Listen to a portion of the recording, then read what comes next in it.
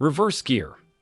Even in modern transmissions where all of the forward gears are in a constant mesh configuration, often the reverse gear uses the older sliding mesh, crash box, configuration.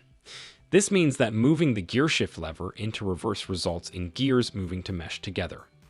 Another unique aspect of the reverse gear is that it consists of two gears, an idler gear on the countershaft and another gear on the output shaft, and both of these are directly fixed to the shaft, i.e. they are always rotating at the same speed as the shaft.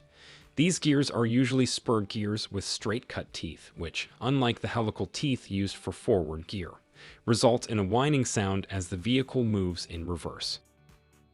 When reverse gear is selected, the idler gear is physically moved to mesh with the corresponding gears on the input and output shafts. To avoid grinding as the gears begin to the mesh, they need to be stationary, since the input shaft is often still spinning due to momentum, even after the car has stopped. A mechanism is needed to stop the input shaft, such as using the synchronizer rings for fifth gear. However, some vehicles do employ a sync-crunch system for the reverse gear, thus preventing possible crunching if reverse gear is selected while the input shaft is still spinning. Most transmissions include a lockout mechanism to prevent reverse gear from being accidentally selected while the car is moving forwards.